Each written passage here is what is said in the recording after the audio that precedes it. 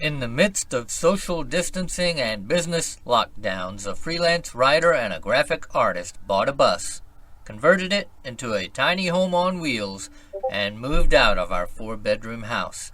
1 year later, we downsized to a Chevy Express. Now we travel between Texas and Pennsylvania from April through November while exploring small towns with rich histories. In the winter, we hunker down in Texas in our schoolie and dream of our next big trip. We're Alan and Teresa. And we're rolling with our gnomies. Well, we're in Mckinney today for our second tour. We're doing the historic homes tour today. So I hope you'll enjoy what we see. We're going to take a look around. It's about, maybe 4 or 5, 6 square blocks that we'll walk. Something like that. And so it's a small tour. It's a big circle. Yeah, don't forget to say hi to our new adventurer, Hawthorne. He's had fun. He's going to add a special challenge. That's right. So hope you follow us around and see about the historic homes here in McKinney, Texas. And hey, if y'all have not subscribed, hit that subscribe button for us. Yep. So we're looking at what they call the Crouch House. It was built in 1887 by Joe and Clara Crouch. It's been owned by several McKinney prominent entrepreneurs. It's a Queen Anne style house with Victorian features.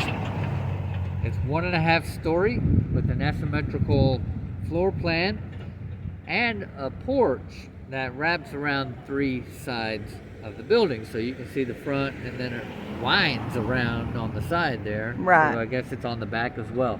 It is not on the right side there. House was built using lumber brought in by train from Jefferson, Texas. And hey, we did a video on that. We did. I'm gonna link it right up there somewhere. It's right up here above us. Yeah, you'll really like Jefferson. It's our second time in McKinney too, so yeah, link to that one. Yeah. The spindle work on the porch also includes a keyhole window near the front door, which you can see there plainly. Very nice feature.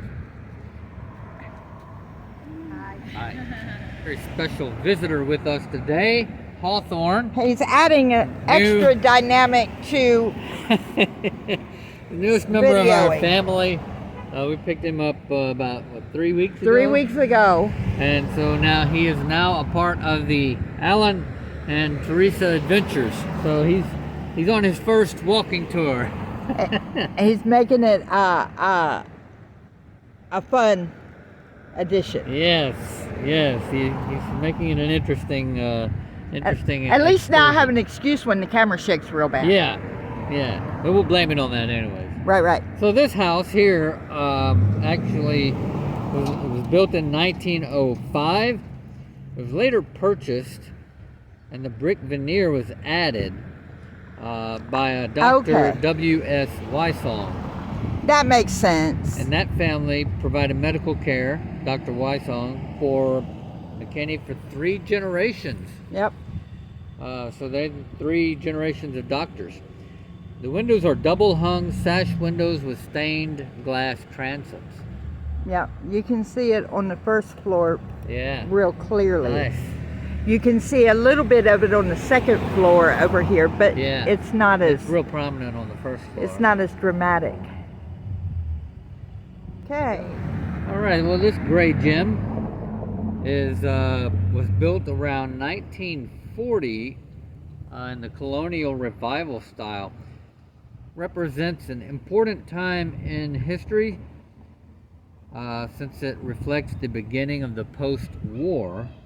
Right. Post-World War II. Yeah, there was a building boom in America right after the war, and a move toward a more automobile-oriented society. So these houses kind of look a little plain. Get away from the Victorian style, the classic revival style, and all that. Just more into colonial-looking designs. Right. So this Tudor revival home was built in 1926. Built as a duplex, so the wife would have rental property if the husband was to pass on first. Right. That's practical thinking. Makes sense. The limestone window surrounds, columns, and slate roof are particularly impressive, so they tell us. Actually, they're not unimpressive. They are pretty impressive. I like how this kind of sloops. Right. Sloops down like this. Right, it's not a straight line. No, it's not a straight slope. He's talking about right here on the roof line where it's like a concave, just. Yeah. Yeah. Tudor style did that a lot. Okay.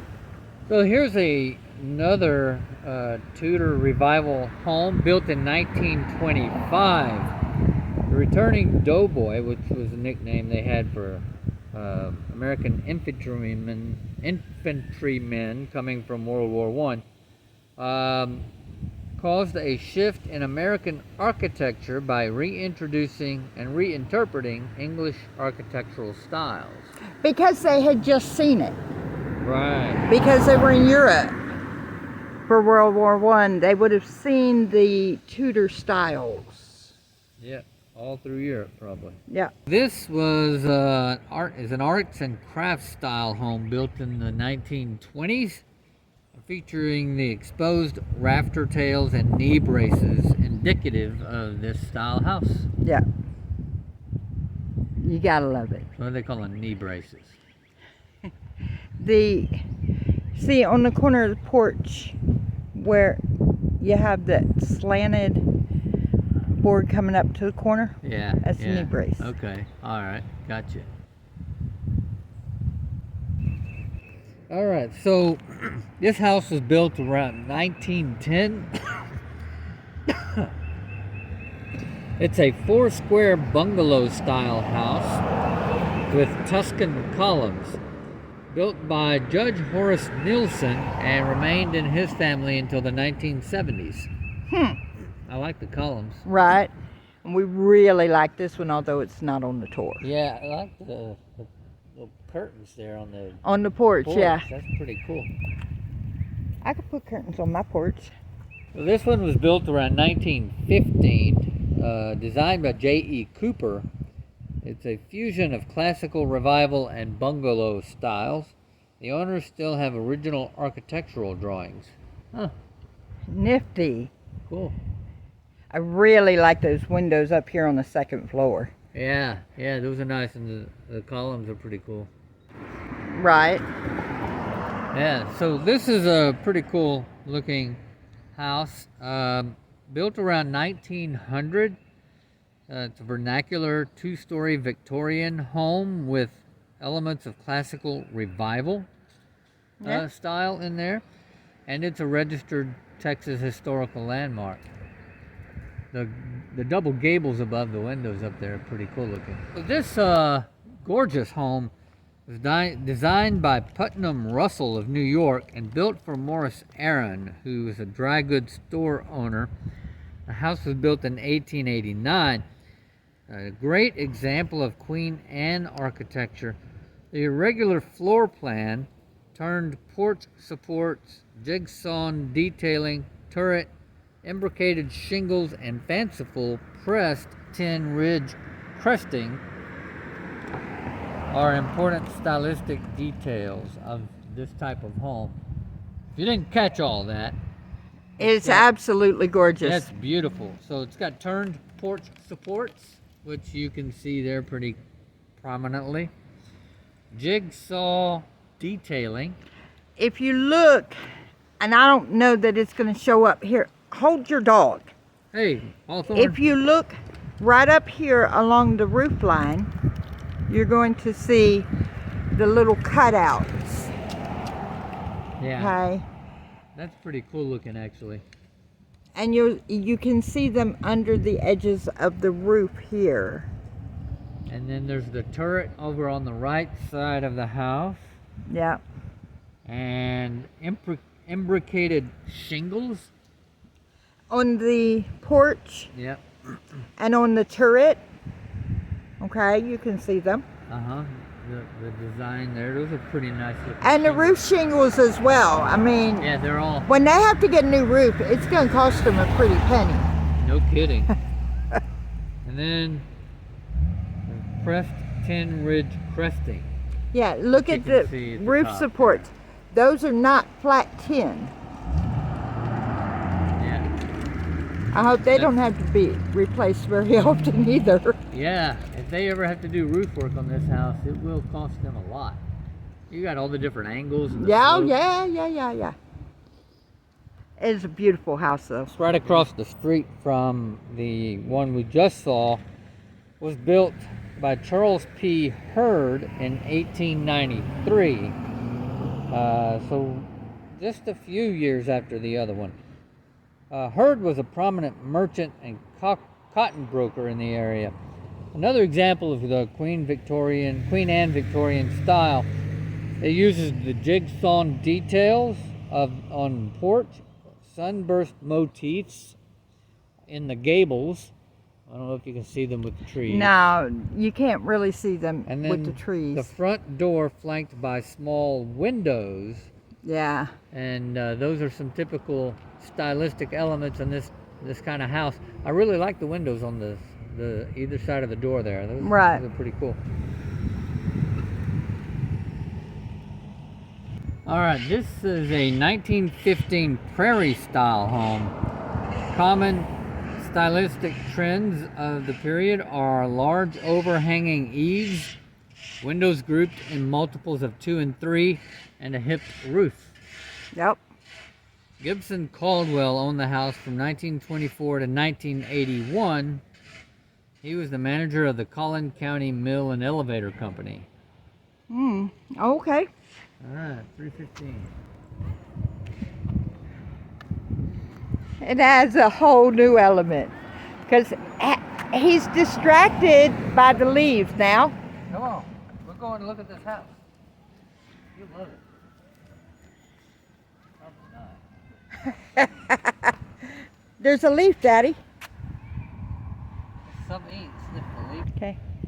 All right, so this gorgeous piece of work was built in 1921 in the neoclassical revival style, built by John S. Hurd, who was instrumental in establishing a mercantile business, an oil mill, the first cotton mill, the first flour mill, and the interurban railroad for Mckinney. Yeah. Well, he was a big shot, wasn't he? It was. So this is another Tudor revival style home built in 1928 by W.R. Hill, and it's one of the finest examples of Tudor revival style architecture in Mckinney. Notice the patterned brickwork, cast stone, and arched porch. I like the arches and the balcony up above the front door, and then the patchwork. Look at the bricks. arched porch over here, though. Yeah, these are really nice features. Pretty. And get it. All right, now we're looking at a 1915 arts and crafts bungalow. This particular style, sometimes referred to as an airplane bungalow, built by R.K. Newsom, who served as mayor of Mckinney for several years. Built in, what year? 1915. Yep. You can see the airplane, the reason they're called airplanes. Yeah, it looks like wings. Yep. Yep. Yeah. 608 Tucker. Yeah. Built in 1894 by Harry Q. Smith. He's one of the Smith brothers of Smith Drug, the oldest existing business in Mckinney. Right. We have that on our previous McKinney video. Right. It's linked up there. Yeah, we remember that. So the house has a hipped roof, wooden lap siding, and 6/6 double hung windows. Yeah, you can see the original windows back here. Where am I at? Right there. Ooh, look at the two side by side there. Yep. Yeah. They're going up a staircase. That's what you call the double hung? Those are double hung, but the 6/6 are back here in the back. Oh, yeah, gotcha. Yeah. Okay. Yeah. These are wood case double hung windows all up in here. But these two right here, whoa, are going up a staircase. Yeah, nice. I like the design. You got the cut off corner there. Yep. It's a pretty Yep, cool yep. looking house. It's a big house, though. It is big. We like tiny houses. So this is a 1915 arts and crafts style home with exposed rafter tails and low pitched roof, which are common to that style. There's a beautiful keyhole window located on the west side of the house, just on this side of the Yeah, it's going to be porch. over here. Yeah, we saw it walking over. Yeah, those keyhole windows are pretty cool. I like those. All right, so this is a classical revival style home built around 1905. It has very unique detailing, such as brackets beneath the cornice, which reflect other architectural influences, and there's a beautiful staircase window set on the other side of the house. But I really like those arches in that upstairs. Yeah, the porch. arches are gorgeous. Those are the Tuscan style arches. You got the big ones on the bottom, and then the small ones on the top balcony. And they pulled the rafter tails from the craftsman or the Arts and crafts style. arts and crafts style. They brought them in. They just rounded them off. Those are interesting. It's a beautiful house. It is gorgeous. All right, so this was built in 1878 by R.M. Board, who was a local dry goods and clothing store owner. Built on a center hall and originally was 2 rooms deep. It's unique in that it has pressed metal facing in the gables. Note the Palladian window located on the 2nd story above the front door. Yep. Yeah. A beautiful house built in 1910 or around 1910, representing a unique time when house styles were changing from Queen Anne to colonial revival style. The home was built or constructed by Howard E. Smith, president of the First National Bank and later childhood home of H. Ray Roberts, who was a former state senator. Looking at a 1905 classical revival style home. It's designed, well, it's got architectural features that resemble those designed by Dallas architect J.E. Flanders. It includes Corinthian columns and Sullivan-esque frieze band of terracotta tiles. Up there, Yeah. right below the roof line. Those are nice. Awesome. This is the First United Methodist Church here in McKinney. It was organized as a mission in 1851. The church building was constructed in it just says 190. I'm going to guess in the first decade sometime of the 1900s. It's the only Gothic revival building in McKinney and the last of the turn of the century ornate churches still standing. J.E. Flanders was the architect. Could have been built in 1900. Yeah. Or thereabouts. Yeah, right in that neighborhood. All right, so this is the Hurd Craig home, built in 1900. The architect was J.E. Flanders. Again. Yeah, he's from Dallas. The house is an amalgam of styles, including neoclassical revival, and you can see the unique capitals on the columns. Yep. The house was constructed for local businessman S.D. Hurd. His daughter, Catherine, and Ms. Thomas E. Craig, used her family home for the education and enlightenment of the women of McKinney. The house serves today as a meeting place for many McKinney's women's clubs and furthers Catherine's other wish that the Hurd Craig facilities be used to encourage the arts through exhibits and education. That's the end of it. Okay, that concludes our McKinney, Texas Historic Homes tour. And if you liked it, then hit that like button. Don't forget to Give us a subscribe. thumbs up. And yeah, give us a thumbs up, subscribe, and share us with your friends. See you next time. Alright, if I don't do this right, then I'm going to be on the bad side of my wife. So y'all bear with me and pray for me. But While you're doing that, don't forget, share us with your friends, like us if you like us if you don't, subscribe to the channel. It helps us out. God bless.